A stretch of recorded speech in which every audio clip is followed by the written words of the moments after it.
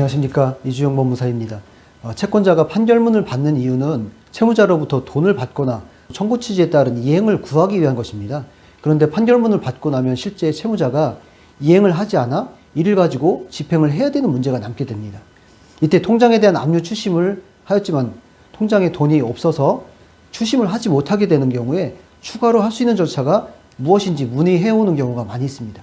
이번 시간에는 판결문을 받아서 압류 추심을 한 후에 추가로 할 수 있는 제도인 재산 명시와 재산 조회에 대해서 알아보겠습니다.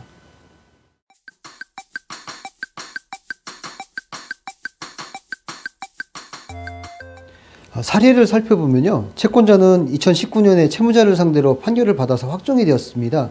이후 채무자에게 수차례 지급을 요청했으나 채무자는 그 이행을 하지 않고 있어서 채권자는 채무자의 통장에 대해서 압류 추심을 하였습니다. 그런데 채권자의 통장에 돈이 거의 없어서 집행의 효과를 보지 못하게 되었는데 추가로 할 수 있는 절차가 무엇인가요? 라고 상담을 해 오셔서 재산 명시와 재산조회 신청을 해드리고 돈을 받게 해드린 사건이었습니다.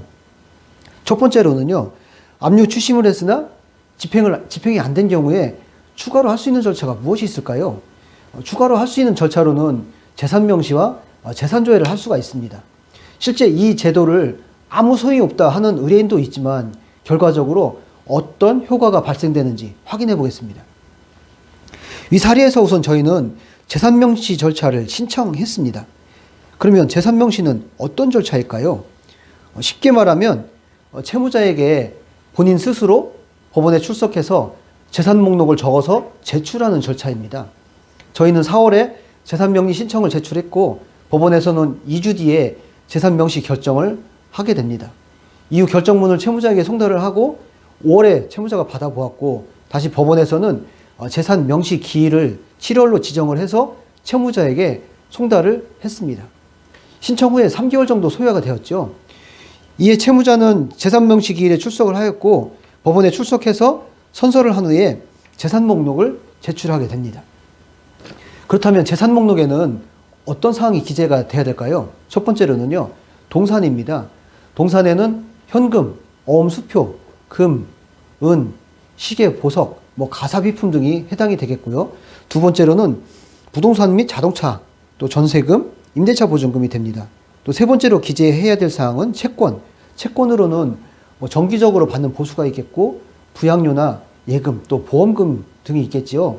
또 네 번째로는 특허권, 또 다섯 번째로는 최근 1, 2년 사이에 재산 처분에 관한 사항들을 기재하도록 되어 있습니다.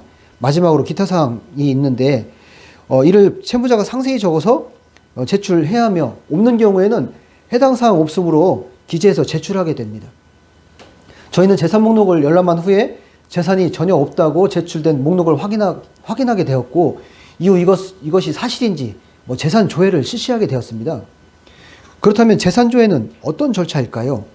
재산 조회는 한마디로 말하면 채권자가 채무자의 재산이 있는지 여러 기관에 조회를 해서 의뢰하는 절차입니다.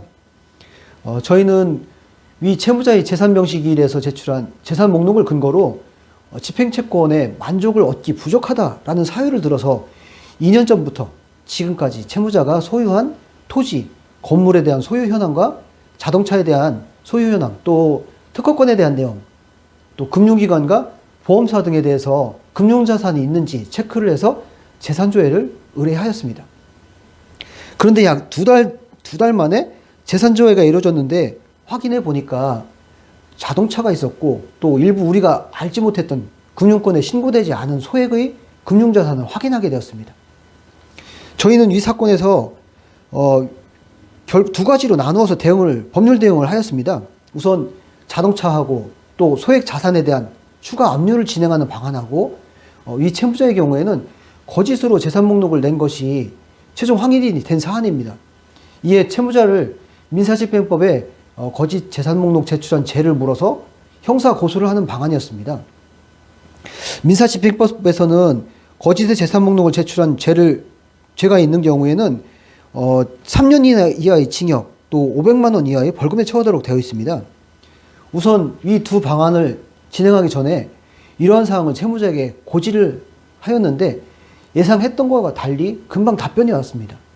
미지급한 금원 전액을 지급하겠다는 내용이었습니다.